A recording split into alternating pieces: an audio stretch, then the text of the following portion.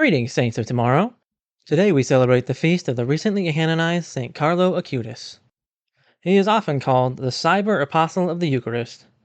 Born in 1991 and passing away at just the age of 15 in 2006, Carlo lived a short but extraordinarily impactful life. His deep love for the Eucharist and his joy in everyday holiness, and his pioneering use of technology to spread the gospel have made him a saint for our times. With his canonization, Carlo became the first millennial saint. Carlo was born in London, though he grew up in Milan, Italy. Even from a young age, Carlo demonstrated an unusual attraction to the faith. Despite his parents not being especially devout at the time, Carlo asked to visit churches, pray before the Blessed Sacrament, and learn about the lives of the saints. His first Holy Communion at age 7 marked a turning point. Carlo developed a daily habit of attending Mass and spending time in Eucharistic adoration. He once said, "The Eucharist is my highway to heaven." This phrase had become his most quoted motto, encapsulating his entire spirituality. Carlo was also known for his kindness. He defended classmates who were bullied, helped the poor with his pocket money, and showed a maturity that stretched far beyond his age. Friends described him as cheerful, approachable, and full of humor, but also deeply rooted in God. Carlo believed the Eucharist was the center of Christian life. He compared daily communion to recharging a battery. When we face the sun, we become tan, but when we stand before Jesus and the Eucharist, we become saints. His devotion was not abstract. He spent hours in prayer, even as he balanced schoolwork, friendship, and hobbies. He enjoyed video games and soccer, but knew how to place God first. He limited his gaming to 1 hour a week and made sure to leave plenty of time to spend time with Jesus and the Eucharist. This balance of holiness and normal teenage life is what inspires so many young Catholics today. One of Carlo's most remarkable contributions was his ability to see technology as a tool for evangelization. At a time when the internet was just beginning to expand globally, Carlo taught himself computer programming, video editing, and web design. He used these skills not for fame, but to share his faith. His greatest project was building a website that cataloged Eucharistic miracles from around the world. He wanted people to see how God continues to make his presence known in the Eucharist, even through miraculous signs. He once said, "The more Eucharist we receive, the more we will become like Jesus, so that on this earth we will have a foretaste of heaven."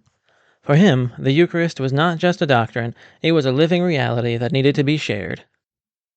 Carlo's website on the Eucharistic miracles remains one of his most enduring legacies. He researched, documented, and designed an online exhibition that has since been translated and displayed in parishes and dioceses worldwide. Some of the Eucharistic miracles Carlo featured included in Lanciano, Italy in the 8th century, a consecrated host visibly turned into flesh and blood. Scientific studies have confirmed it is human heart tissue. Bolsena, Orvieto, Italy in 1263, a doubting priest saw the host bleed during Mass, leading to the Feast of Corpus Christi.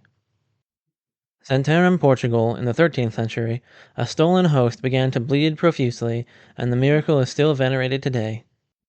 Buenos Aires, Argentina in the 1990s, a host that had fallen onto the ground transformed into bloody tissue. Examined under the direction of then Cardinal Jorge Bergoglio, later known as Pope Francis.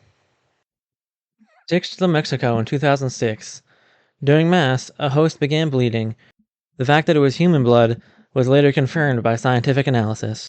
In total, Carlo's site documented over 136 Eucharistic miracles from across the centuries and around the globe. He wanted people to understand that the real presence is not symbolic, it is truly Christ. Carlo himself explained his mission. The Eucharistic miracles are proof that Jesus is truly present in the Blessed Sacrament. People have to see it to believe it. Another important part of Carlo's witness was that witness he gave to friends.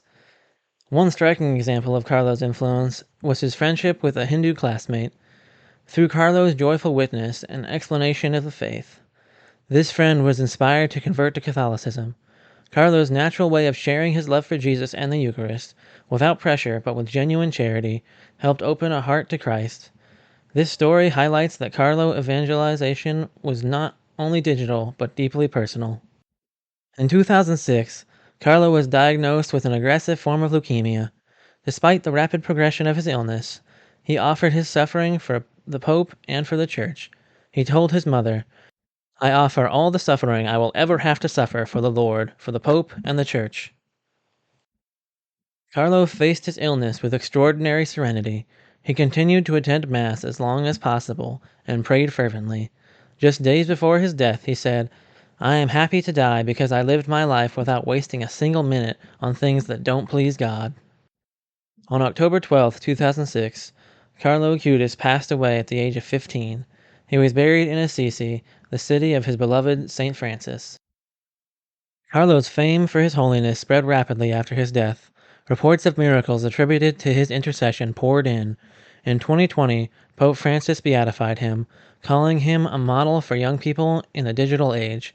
His tomb in Assisi has since become a pilgrimage site for thousands. And on September 7th, 2025, he was canonized by Pope Leo XIV. He is the first millennial saint, a sign that shows that sainthood is not reserved for ancient times, but alive in the Church today, even for a normal teenager who loves video games and technology.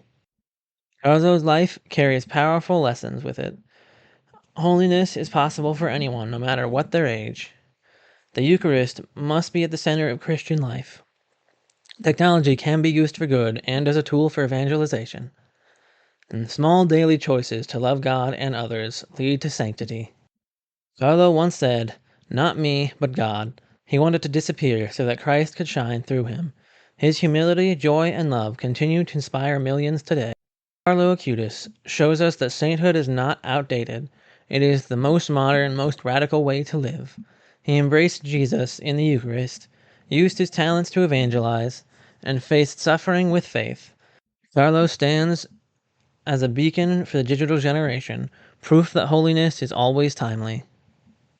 Thank you for watching this video. If you want to learn more about Saint Carlo Acutis, I've linked his exhibition website to this video.